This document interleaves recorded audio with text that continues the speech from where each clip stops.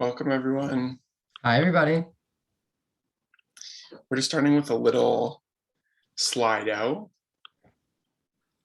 So if you can go on that screen. Yeah. No, go ahead, Joey.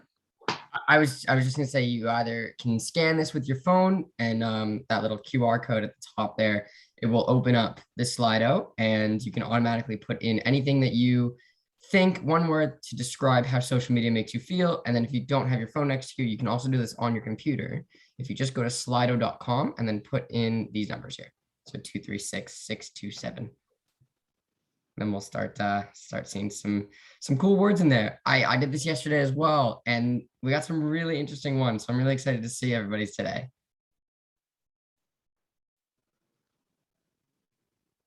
So I see anxious, and anxious is a very good one, and that's a very common one, right? Feeling anxious maybe of either posting yourself and thinking, oh, what are people gonna think about me, or anxiety about seeing other people, right? And how that makes you feel. And I love that we just see the contrast right there. We see anxious and then we see happy. And happy is a really good one too, right? Absolutely. Makes us feel happy. We see our friends on there, we see our communities on there. Cowardly, that's another really good one, right? Maybe a feeling of hiding behind a phone, or there's a lot of false positivity out there, I would say. Maybe false personas, right? Thinking, oh, is this really the person who they are behind the phone, or is that something else, right? So thank you for sharing those. And you can add more if you want. The more we see, the bigger the word bubble gets, and the more of the same word that you do, the bigger the word gets. So I'm very curious to see how else it makes other people feel. Insecure is another really good one. Thank you for sharing that. And today we're all going to be talking about mental health, and this is a very open space. We really want to be able to share however we're feeling with everybody, and I really do appreciate everybody's sharing. So thank you for that. So we can leave this for a couple more minutes as people start to trickle in. But to kind of give some context for the conversation today, can everyone hear me okay? Can you hear me okay, Joey? Yeah. Yeah. So the whole point of this is a brainstorming session to talk about some of the reasons why we use social media and what some of our underlying motivations are for using these platforms. We are the Social Reset, and we're an organization that's on a mission to help people redefine their relationship with social media. So hoping to facilitate a discussion to think about how social media makes us feel, why we use social media, what type of emotion social media taps into to grab our attention, and have just a general discussion today as a group. And we're looking forward to it.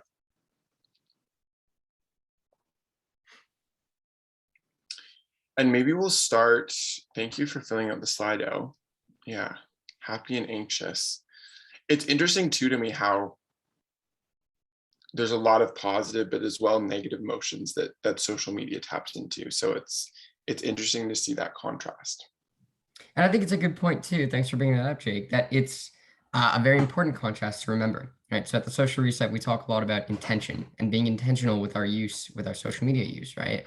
What are we using it for? How are we using it? What are we seeing online and thinking, do I need to be seeing this? Can I avoid seeing this, right? So really being intentional about, am I feeling happy when I'm using these, or am I feeling anxious? How am I feeling? Checking in with yourself and really just doing a check, saying, how am I feeling right now? As we Absolutely. see, we can see a big contrast sometimes. And this happens on the daily. So maybe we'll start, Joey, if you want to do the exercise around, how much time do you want to be spending on social media, and how much time do you actually spend on social media? Yes, I would love to start that. And before I start that, I just want to say this is a very interactive activity, very interactive portion of our talk. We love to be very interactive and hear from our audience. So however you want to participate, please do. But if you would like to participate, we are more than happy to see it. So I will actually bring us to another slide really quick. All right, so we have this fun little activity that we like to do. And let me share my screen one more time. It looks a little bit like this. So we want to see how much time you want to be spending on your phones. And this is including work. This is including, watching YouTube. This is everything. So how much time do you want to be spending on your phone a day? You can write it in the chat. We'd love to hear from you as well. So if you want to go off mute or anything like that, please do, just let us know. So Jake here said 1 hour. I think that's a very reasonable one, right? 1 hour. And there is no wrong answer too, right? I have seen anything from 1 hour to 0. And the other side is, I've seen 8 to 10 hours, and that's what people want to be spending, and that's okay, right? And again, bringing it back to being intentional, right? How are we using our phones? So for example, I always strive for about 1 to 2 hours on my phone in total. And that gives me enough time for other things, right? So Felicia, you said 2 hours. That is a very, very good time, right? And these are all good times. There's no wrong times. Is there anybody else who has another one that they might want to share? Yeah, I mean, I'd love to jump in. Please. Yeah, so I'm actually in high school right now, and I get on social media a lot to kind of, distract myself from like doing concrete things, I guess. And so my goal is an hour. Goes an hour. Amazing. Mhm. That's awesome. That's a really good goal, and thank you for sharing that, right? And it's a really good point too that you added. I'm in school as well. I'm doing my master's, and it's very stressful sometimes when you're in class and you need a break. So when you get a break, instead of, getting a recess, right? If we're doing school from home, I pick up my phone and I start scrolling, and that's a really good break.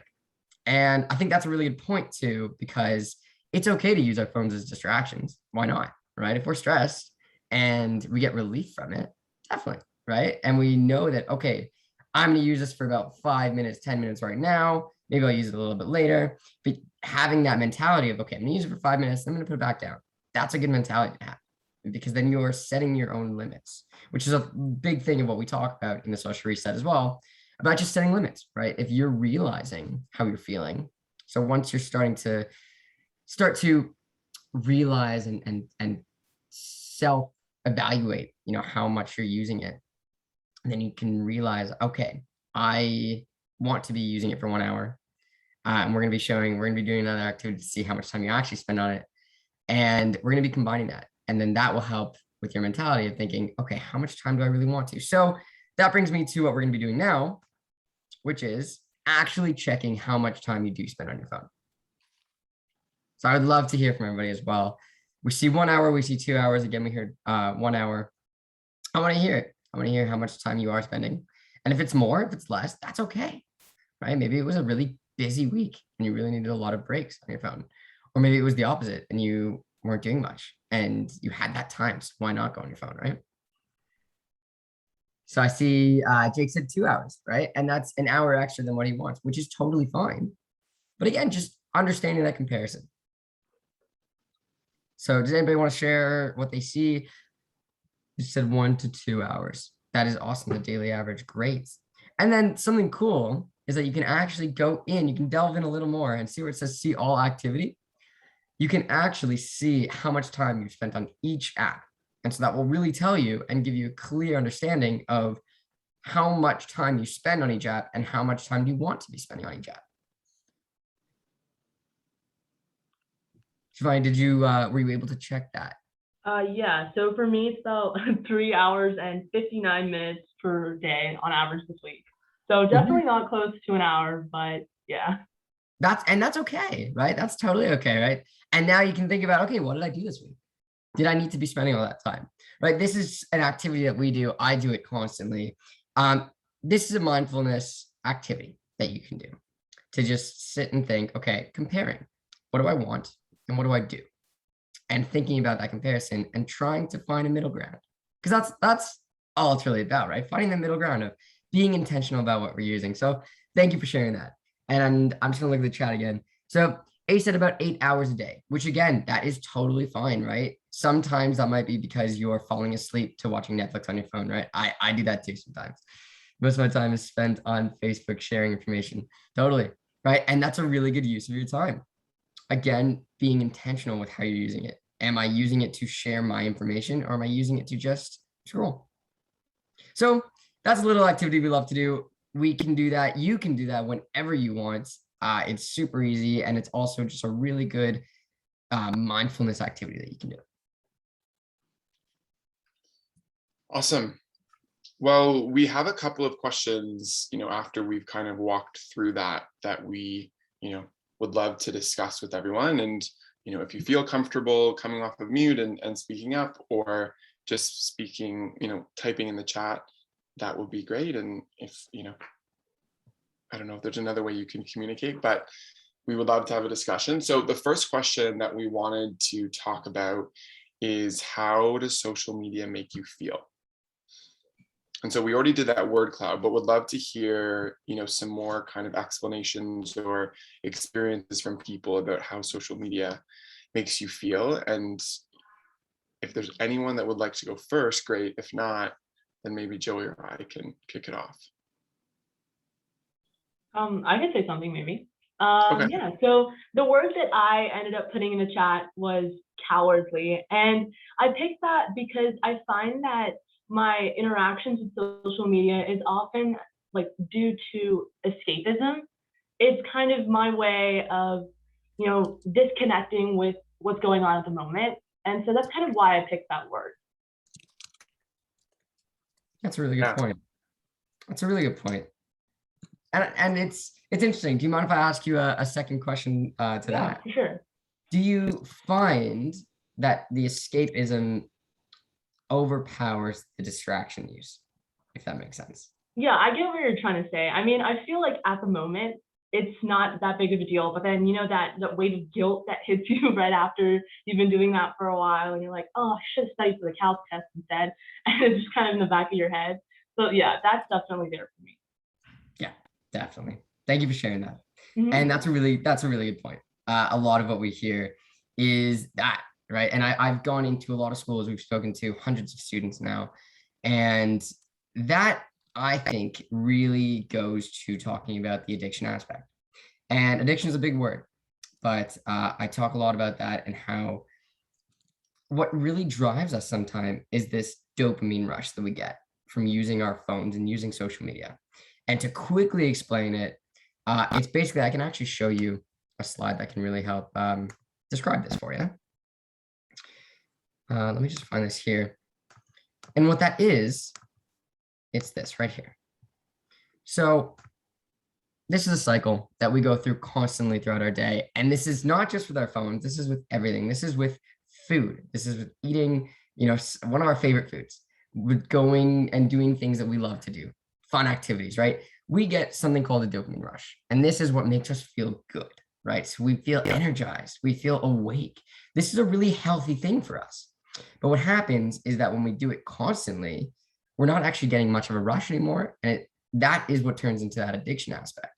So the loop goes, you pick up your phone, you either get a like or you like someone else's, and you get this rush. Of, oh, someone's thinking about me, someone's looking at me, right? And this is a human need. This is a human necessity, right? We want to be needed. We want to be loved.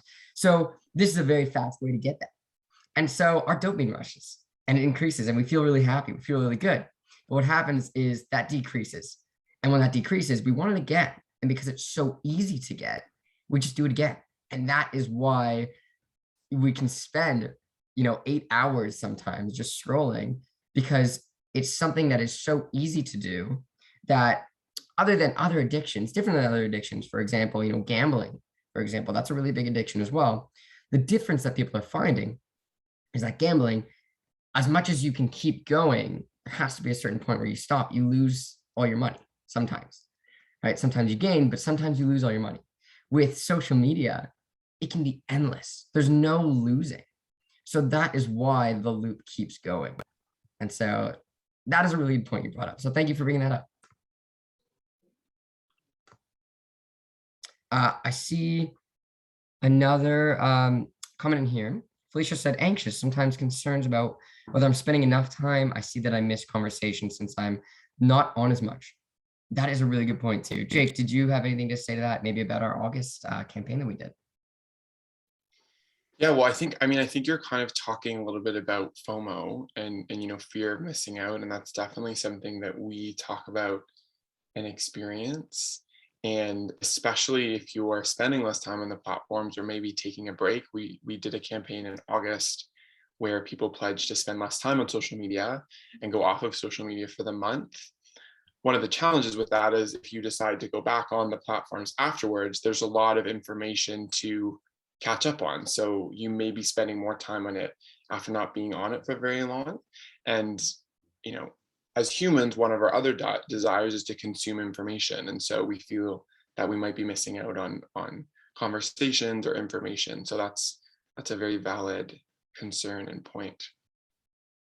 Anyone else have anything that they want to share about how social media might make you feel? Oh, that's okay too.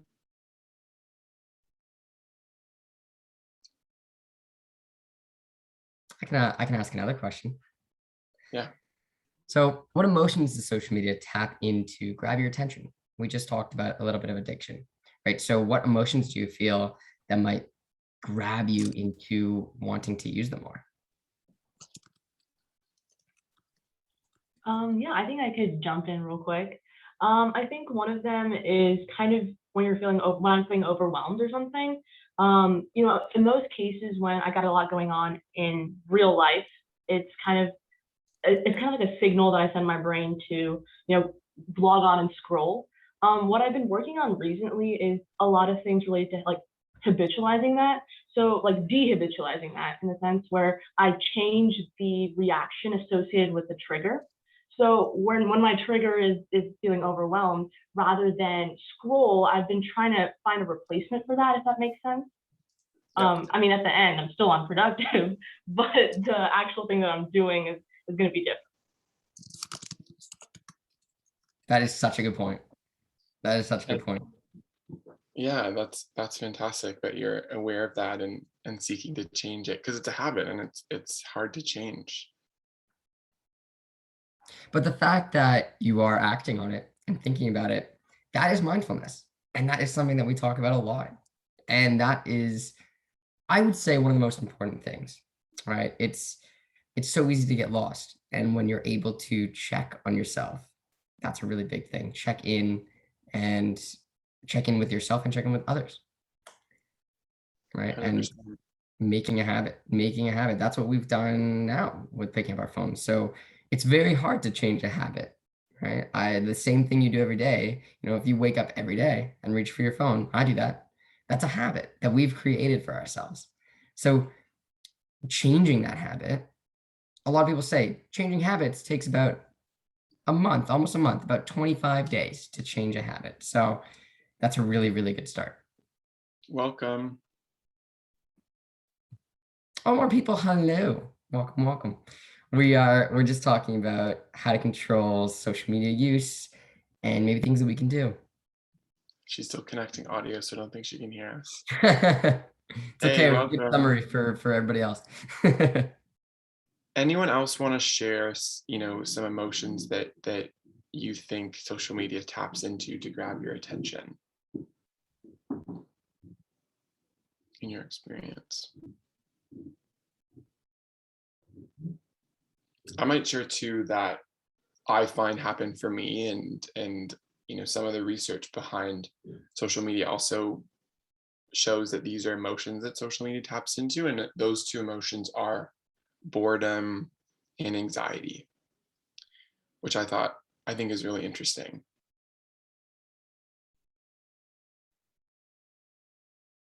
Does anyone find that that's an experience for them, that maybe when they're bored or feeling anxious? I mean, overwhelmed is probably similar to anxious in some ways. So it's interesting similarity. More anxiety for me. Okay. Anxiety. Thanks, Rita. And it's interesting too, because we also said that social media makes us feel anxious. So being aware of the fact that if we feel anxious, we go on social media, and then does social media make us feel more anxious or less? I don't know. I don't know if it cut out for everybody else, but I completely agree with Jake. Just to reiterate that, you know, when we feel anxious, we like to go on our phones, but is going on our phones making us feel more anxious, or is it making us feel less? Or is it that we're getting that quick dopamine rush? And that's what's helping us, which is great. But I think something really cool that you can do instead is find other things that will also still increase your dopamine rushes, right? So doing an activity that you love. I love baking. So maybe when I feel anxious, maybe I go to bake instead of reach for my phone, or I go for a walk. Whenever I use my phone for certain purposes, hours later, I find myself that I'm using social media. Yeah. I think it's wanting to stay connected. That's another really good thing too. Staying connected. Connection, social connection is a human need. And when COVID hit, for example, we lost that. We lost that human connection that we had. And so what other way did we have other than social media? So that's a really good point. And that brings us to basically everything we talk about, which is using it for a purpose, using it for the intention of what you want to use it for. If you want to use it for connecting with people, that's incredible. But being aware that there is a limit. There is a limit, and each person has their own limit. But, you know, how much connection do you need with someone? Or is it real connection sometimes? Right? I think that that's also an aspect that comes out of using social media a lot of the time is, are these connections real? You know, I when we did our August campaign, I deleted two of my biggest used apps, which was Snapchat and Instagram. And one of the biggest things is that I actually haven't even downloaded Snapchat again. Because what I found is that the people I was talking to, it was a really good connection, but I didn't feel that it was a real connection, because what I felt was the people I was talking to off of my phone, or even calling them instead of just, you know, sending a picture of my face. That was a real connection. And I think there's a very important distinction between the two. So thank you for bringing that up. Yeah, I mean, if I could, jump in for a minute too. From the other side of the spectrum, I think one thing that's helped me a lot when it comes to connections via social media is the fact that I've gotten a lot of opportunities through that. I remember when I first got involved with LookUp, I'm the director of programs and partnerships here on the Team Leadership Council, and I got involved through LookUp because I connected with them via social media, which is a bit ironic, but that's how I got a lot of, I guess, opportunities, whether that be internships. I feel like social media has been a way for me to globalize my perspective as well. So in that sense, it has had a positive effect as well. Definitely. That's Yeah. awesome. And I don't know if you've thought about this, but one thing that's really helped me be intentional with my social media usage is asking myself, which I want to ask next, is why do I use social media? And as you said, one of the biggest reasons that I have LinkedIn is to connect with people and find opportunities. And so by me writing down why I use the platform, it's really easy for me to identify when I'm using it as I intended to, and then when I'm not. And so it's really easy for me to say, okay, I'm scrolling. This isn't how I intend to use LinkedIn. I'm going to take a break. So that's kind of been helpful. And it's great to hear that you've had some positive opportunities from social media, because it can be amazing in that way.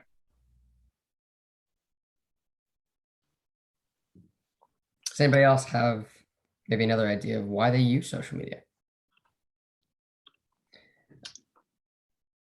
I'm reading the chat here too. Felicia says, I've found more opportunities to connect on LinkedIn for nonprofit charities. I'm getting more comfortable. LinkedIn is how I signed up for this event.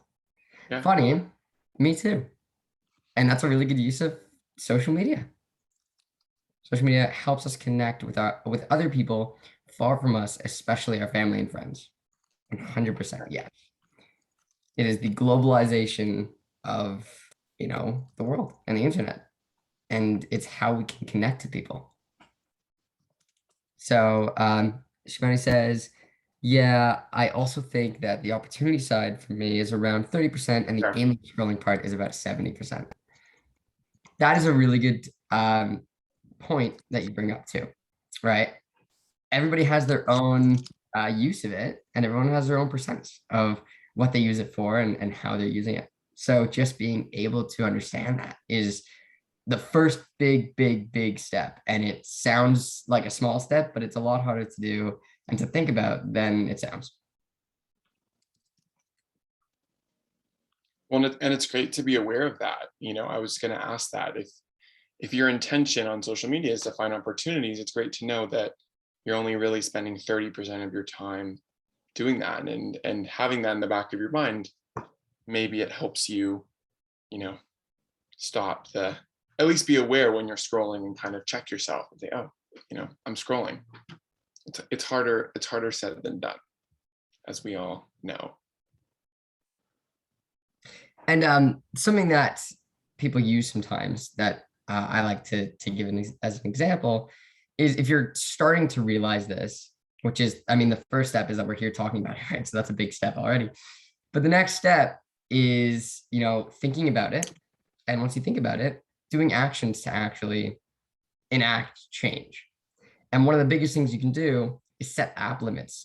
All phones can allow you to set app limits. So once you use your apps for a certain amount of time, you can group your apps for however you decide, is an app that maybe you want to change your time, your amount of time that you spend. And once you hit a limit, it'll cut you out. It won't sign you out, but it'll just close the app for you.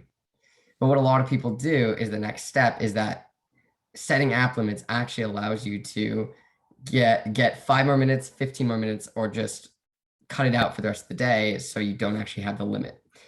And I think that that's counterproductive sometimes because it's so easy to just click that 5 more minute button or that, ignore for today. And so that's when that mindfulness and self-awareness comes in of thinking, okay, I have now seen this notification that says I have spent X amount of time on my apps that I set for myself.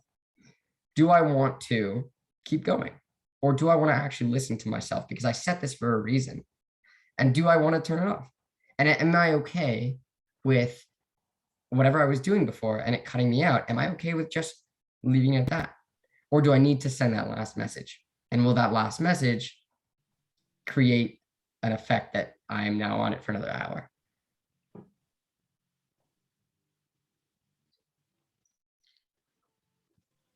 Yeah, I think like a funny thing about that is I actually make my brother set up my password for app limits because I know like he's not going to tell me what it is, and he also gets this weird satisfaction when I'm like desperate. I'm like, what's the password?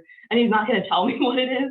So yeah, I think having someone accountable might also help. That is awesome. Absolutely. Definitely. Accountability, having someone to be able to help you with this. This is not an easy task to do alone. So that was a problem that we were having with, I wouldn't say a problem, but a challenge that we were having with our August campaign when we first said, okay, everyone's going to delete their social medias. And we thought, well, it's not easy to do on your own. So then we thought of, okay, let's create groups. And what we realized is that when you do it with other people, it becomes easier because you're still getting that social connection.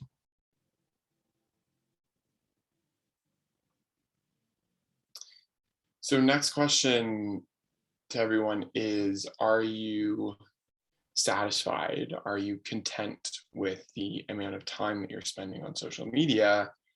And if not, what's holding you back from making a change? And if you are, then would also love to hear your thoughts on that as well. Yeah, if I'm talking too much, please tell me to be quiet. But, No, you're not. No, never. Okay. We love it. All right, awesome. Yeah, so in my opinion, I do spend quite a bit of time on social media. Instagram is kind of my go-to. But during the pandemic, I kind of made a deal with myself. I spent 3 months without Instagram. And then I came back and I felt like I missed out on so much in the sense that and that was like my fear. So I'm back, like last year I was virtual and now I'm like in person. And so I re-downloaded Instagram and I started going back on because I just didn't want to miss out on any more. So I think that was a big part of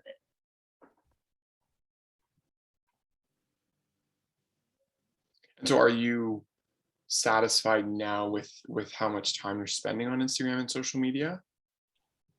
I think the right answer would be a balance of what I was doing during those 3-4 months and something I'm doing now. I think completely going off wasn't right for me, but also being completely immersed in it is also not right for me. I think some kind of intermediary would be ideal. Cool. That's awesome. That's awesome. Thank you. Absolutely. And the fact that you were able to just, delete it for 3 months, that is super impressive. And I really congratulate you for that. That is a very hard step. Thank you. Yeah, I did what I was talking about before. I switched out my Instagram sort of trigger for books. I've always been an avid reader, and I kind of made it more normal, if that makes sense. Yeah. Yeah, you gave yourself 3 months, and 3 months is definitely a time span that you can create a new habit. So you definitely, and there's no doubt in my mind that you were able to change your use based on that. Your mentality has already changed, which is, that's great in itself. Felicia also said in the chat, said, yes, I'm satisfied with the amount of time on social media. I am the one who is putting pressure on myself thinking that I'm not spending enough time. If I increase, I think I would become overwhelmed. That's a really good point too, right? Can I ask you a follow-up question? What is the pressure of going on it for longer? Or is there a certain amount of time, or is time being on it a factor? Is that the biggest factor of why you should be on it? We need to have a balance in everything we do. Yeah.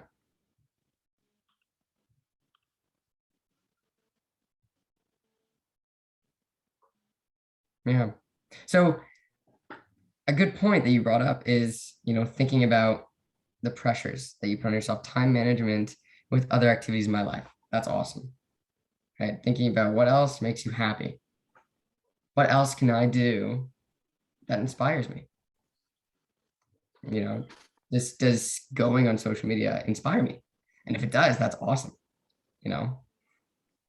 There's a really big thing, a big factor that can help with every day. Every day, if you read something positive, 1 thing, 5 things, 10 things, if you read something positive, that has a change in your mentality over time, right? So if you follow the right people, if you follow the people that inspire you, that is a really good use of your time.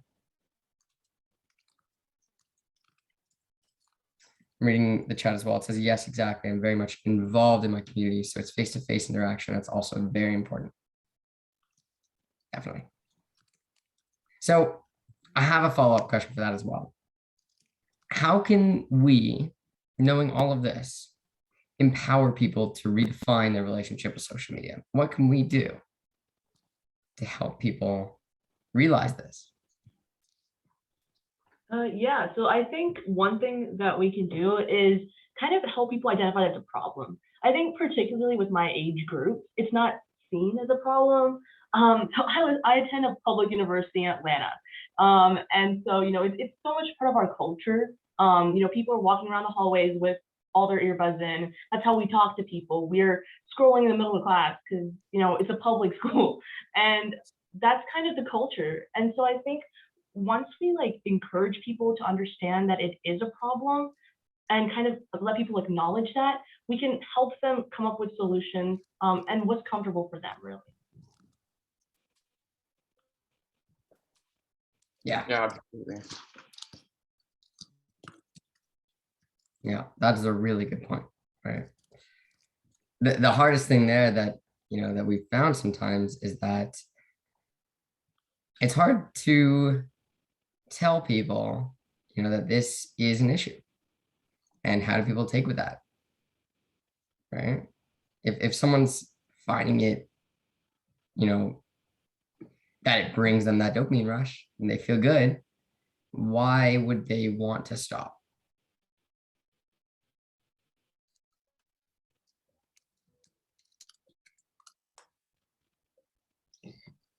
And I think also it's not necessarily a problem for everyone. And so we're not here to say social media is a problem and you should be spending less time on it.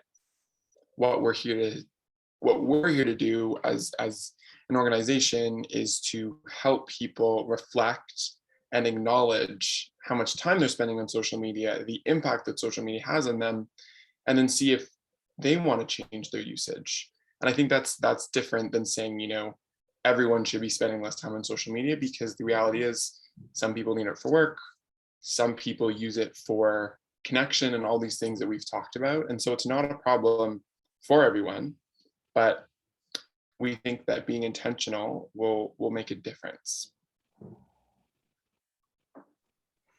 I'm just going to read a few more of the chat and see if Jake has anything to say to that as well. Felicia said, it's even a problem with adults limiting time. It should be encouraged for all age groups. And that they think providing research that shows the negative implications of too much social media, it would cause society to think of the impact on themselves. A few more of the comments say, yeah, I completely agree. Some people are also interested in using social media more. Do you agree that 18 years old below should stop using social media or not?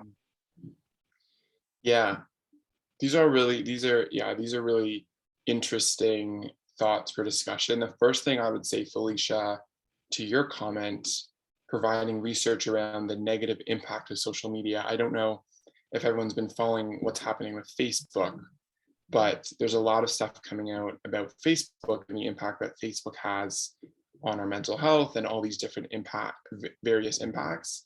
And I believe that we already know how social media makes us feel. We know that social media is bad for mental health. And so I don't know if that is enough for us to change our behavior, because I actually think most people already know that it's bad and they use it anyway, which I think is the challenge of an addiction, because it's an addiction.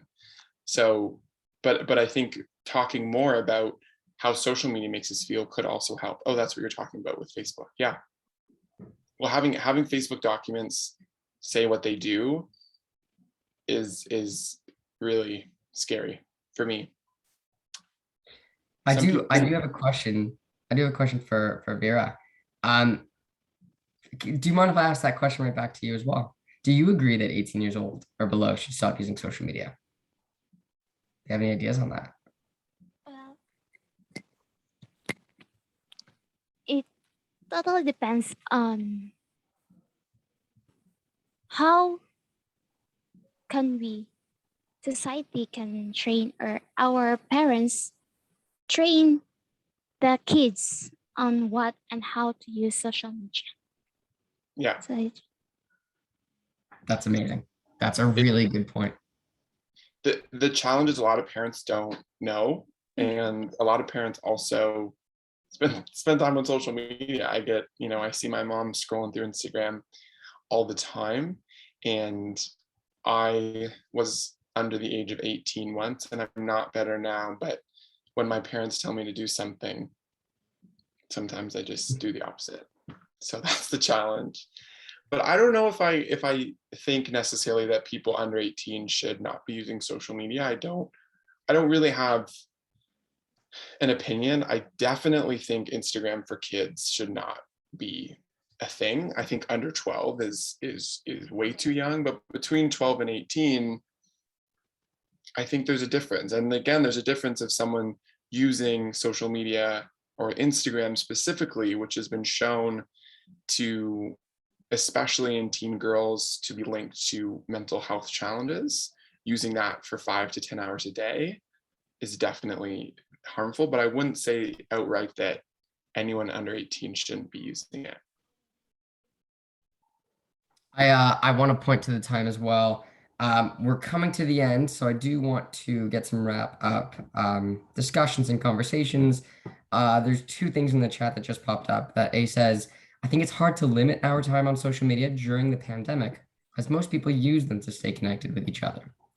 And Shivani also says, yeah, I think that digital literacy and wellness curriculum can be taught alongside and with as much importance as financial literacy in schools.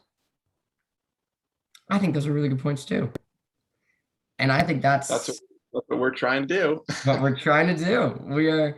Our goal is to implement this into schools and say, look, nobody knows how to use social media, right? Nobody, no matter the age, knows how to use it. The people who created it didn't know that it was going to be this, right? So it's our jobs to understand how to use it and how to take control of it instead of it controlling us, right? Who wants to be riding a horse where the horse is driving, or driving a car where the car is driving? I know that we've created those, but it's very hard to just sit in the back seat and let something control our behaviors. We need to be able to control it and use it for our advantage, right? We created cars so we could get around, right? And that's what we need to do with this as well. Felicia says, what's our website and are we on LinkedIn? We are on LinkedIn. So you can just search either mine or Jake's name. I can put mine down here. You should be able to find me there. So yeah, please do message on LinkedIn as well. I would love to talk more about this. And you can go to our website as well. Again, something that is important is, use social media with intent. I think that is the biggest thing, that if anything, if you take anything from this, it's that be aware of how you're using it, right? Be aware of, how am I feeling right now? Think about, just stop. It's a very hard thing to just stop and think about, okay, what did I just see? How did that make me feel? What am I thinking about? And what do I want to do next? Think how you're acting, thinking, and feeling. Does follower count matter? Mac, did you mean in terms of numbers of like followers versus following? Things like that? Both, basically. Both. I think that depends on you. I think that there has been this false thing in society where, if you have a certain number of people following you, that means you're more popular. Or like you're more righteous, or something like even more important. What do you think? Right? Do you think that?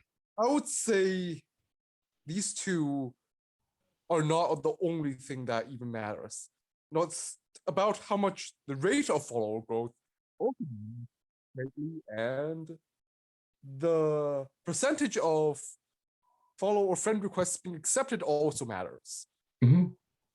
Because again, social media, one of the biggest traps is about people pleasing.